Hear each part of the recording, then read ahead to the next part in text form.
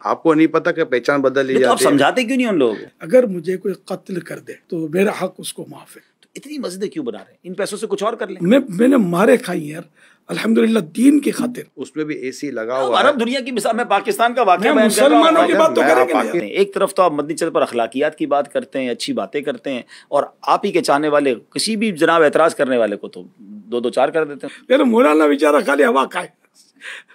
وہ بھی سوال بڑا ڈائریکٹ سا ہے، لیکن چلیں غلط فہمیاں اب تو دور کرنے سارے بیٹھے سوال ہیں. آپ نے انڈائریکٹ کیے نا. یہ اے سی سلو کر دیں، فین اس کے.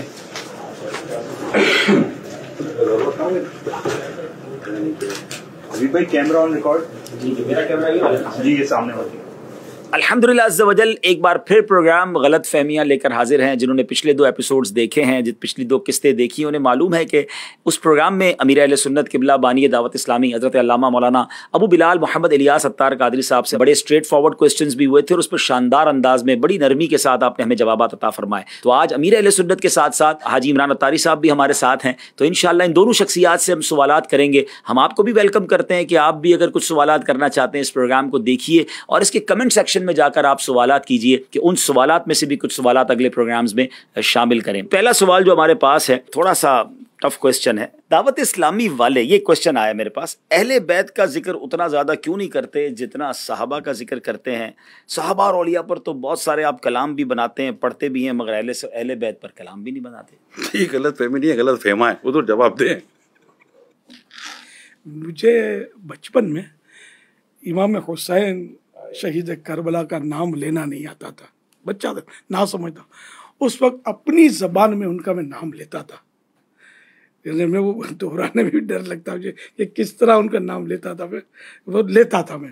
یعنی یوں کہو کہ اہل بیت کی محبت ہماری گھٹی کے اندر ہے. الحمدللہ رب العالمین. یعنی کہ زمانہ ہو گیا میرے، پتہ نہیں مجھے بولنا چاہیے کہ نہیں، میری بڑی بہن مرحومہ، اور جب میری بیٹی کا رشتہ کر رہے تھے ہم، تو بعض جگہ سادات سے بھی رشتہ آیا. میری بڑی بہن نے کہا کہ دیکھ سید کو بیٹی مت دینا. پھر ہم اس کو سید ہے اس لیے بول نہیں سکیں گے کہ بعض اوقات کچھ شکر رنجیاں بھی ہوتی ہے نا. تو یعنی ایسا ادب تو ہمارا الحمدللہ سیدوں کے ساتھ اور اہل بیت کے ساتھ. آپ میرے رسالے، میری تحریرات کو اٹھا کر دیکھ لیں، برسوں سے جو چل رہی ہے، صلی اللہ علیہ وآلہ وسلم ملے گا اس میں. تو آلہ اہل بیت سمجھے. تو اور پھر یہ کہ میرے رسالے، حضرت امام حسن رضی اللہ عنہ کی 30 حکایات، کرامات امام حسین، کرامات شیر خدا، کربلا کا خونی منظر. تو اس کے علاوہ مطلب یہ کہ رہے میرے کلام، تو آپ کو پتہ ہے کہ میں نے کتنے کلام اہل بیت اطہار کی شان میں عرض کیے. الحمدللہ اہل بیت کے تو شان میں نے اتنے بیان کیے ہیں. مجھے یاد پڑتا ہے میں 3 گھنٹے کھڑے بیان میں نے کیے ہیں. اللہ بیان شہادت صحت تھی.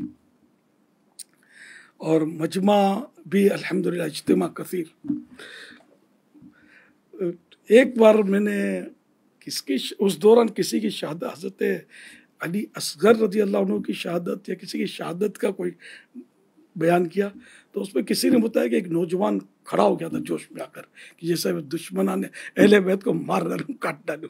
وہ اتنا مطلب جوش میں آ گیا تھا. کس نے کیا حضرت علی اصغر کو شہید؟ اس کو مطلب کیفیت یہ میں نے دیکھا نہیں کہ مجمع اجتماع کثیر ہوتا تھا. آپ لوگوں نے ہو سکتا ہے اٹینڈ کیے ہوں گے. گھانچی پاڑے میں جی ماشاء اللہ. تو یوں الحمدللہ ہم تو شروع سے ہی، ابھی ہم کو یار وضاحتیں کیوں کرنی پڑ رہی ہیں. اردو میں یہی سوچ رہا ہوں.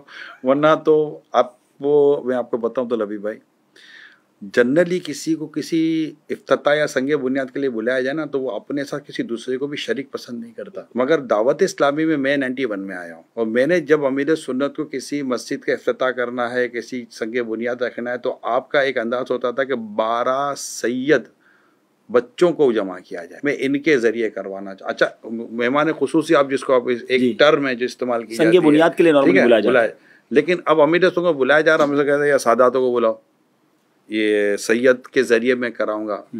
اچھا خود فیضان مولا مشکل کشا رضی اللہ تعالیٰ عنہ یہ مساجد دعوت اسلامی کے ذریعے